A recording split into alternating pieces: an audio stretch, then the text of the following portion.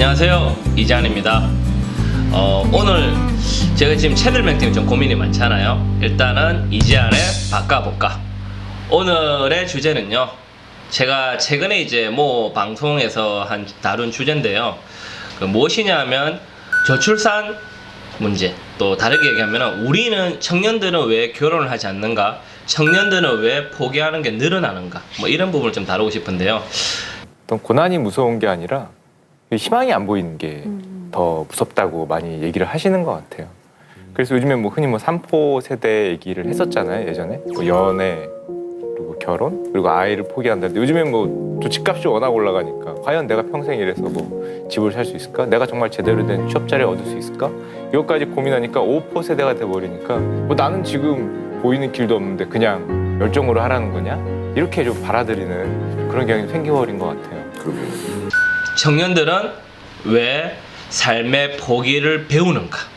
뭐 다르게 얘기하면 삶의 도전이 아니라 포기를 배워야 하는가? 이런 식으로 얘기하려고 합니다. 제가 이제 만 39세로서 이제 청년 나이가 지난 지 2달 정도 되었는데요. 대한민국에서 오늘날의 청년 20, 30, 또 40대 초반, 중반까지 보면은 참 살기 힘든 것 같아요.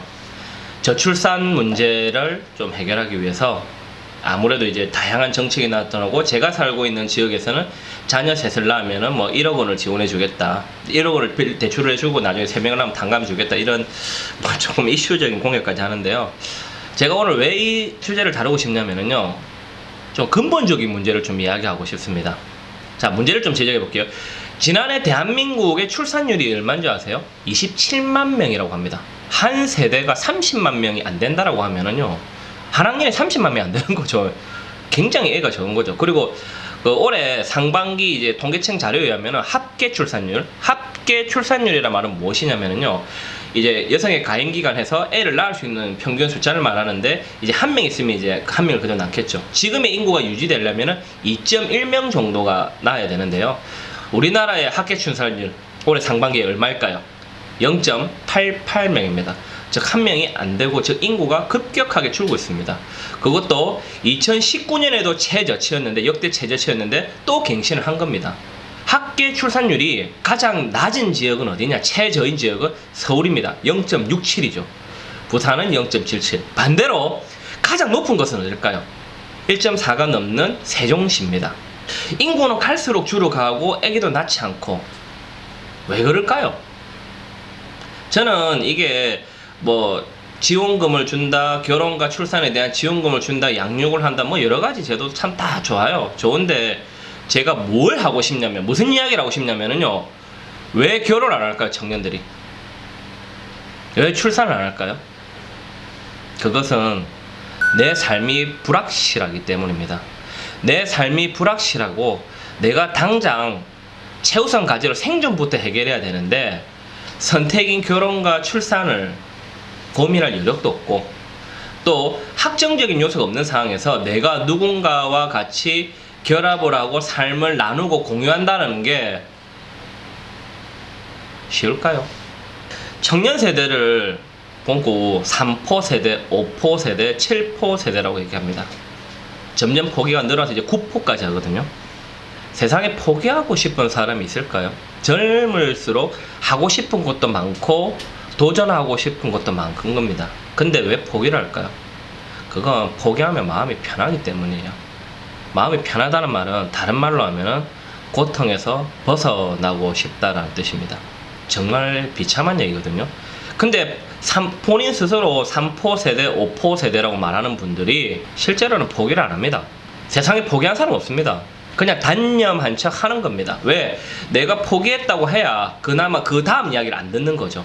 내가 만약에 나 지금 이런 상황인데 그래도 이거 할 거야 저거 할 거야 하면은 그래 해봐, 이게 아니죠.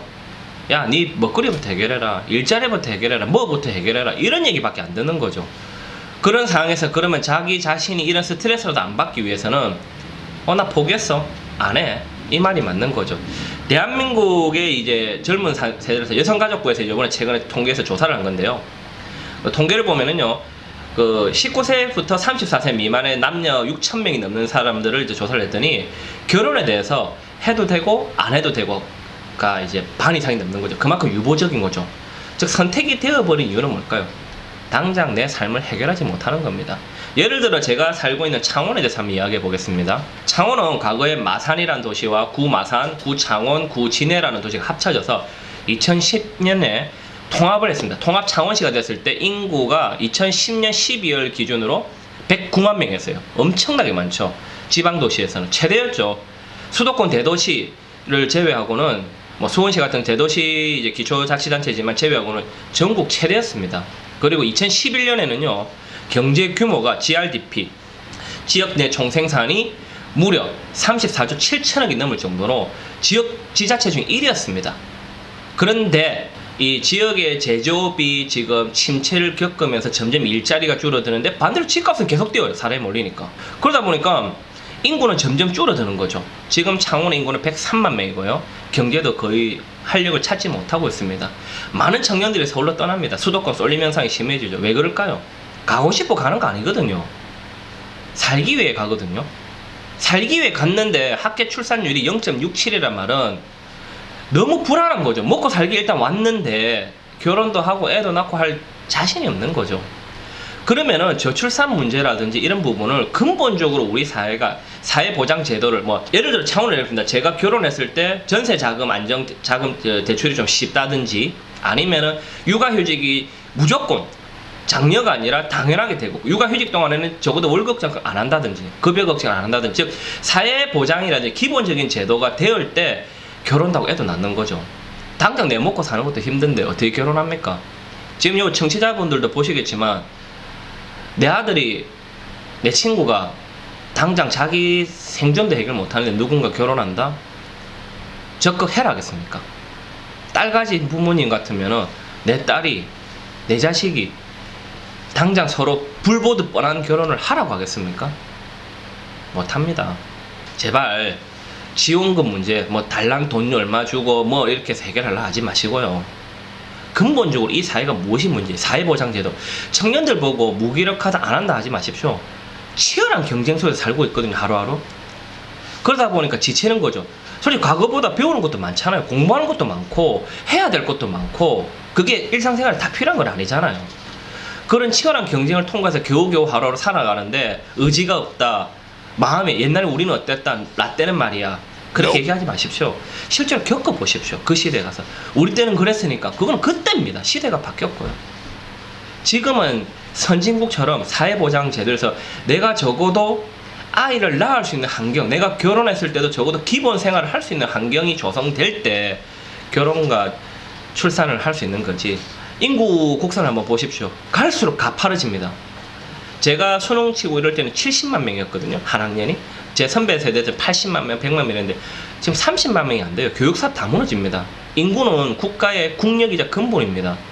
뭐 20년 뒤에 버블 거품 꺼지면 집값 내려갈 거다. 자기 재산 깎이는 사람 누가 합니까? 누가 좋아합니까? 재산 깎이면 또 난리 날걸요. 차라리 지금부터라도 집값 상승을 잡는 노력, 또 그 다음에 일자리 경제 회복에 좀 집중해 주십시오. 먹고 살 수 있도록 좀 만들어 주시고 청년들 비판하고 청년들에게 결혼 안 한다 뭐라 하십시오. 그게 제가 보인 정답입니다. 오늘 좀 무거운 얘기를 했는데요. 이재한의 바꿔볼까에서 오늘 이 주제를 다룬 거는 저도 결혼을 늦게 했거든요. 불안했어요. 내가 누군가를 책임진다는 게. 요즘 청년들은요 남에게 피해받는 거 싫어하기 때문에 피해 주는 거 싫어합니다. 그래서 어쩌면 결혼 안 하는 겁니다. 무턱대고. 그런 마음을 좀 이해해 주시고 주거, 일자리, 교육, 문화환경 다 복합적으로 하십시오. 구체적인 해결 방안은 아까 전세안정재감들 저도 많이 연구를 하고 노력을 할 겁니다. 근데 전체적인 틀은 뭐냐면은 단순하게 지원금 얼마 줘서 빨리 해라 이게 아니라 일자리, 주거 이런 여러 가지 사회적 요소, 환경적 요소를 철저하게 검토해서 하나하나 장기간에 걸쳐서 바꿔보는 노력을 했을 때 결혼과 출산은 자연스럽게 따라오는 겁니다. 막연하게 결혼 출산해라 하지 마시고요. 청년이 포기하는 삶이 아닌 도전하는 삶이 익숙한 대한민국을 기대합니다. 이재한의 바꿔볼까는 보다 나은 사회를 목적으로 합니다. 우리같이 앞으로의 미래인 청년을 위해서 관심 가져주시고 그들이 잘 성장할 수 있도록 노력해 주시면 감사하겠습니다. 감사합니다.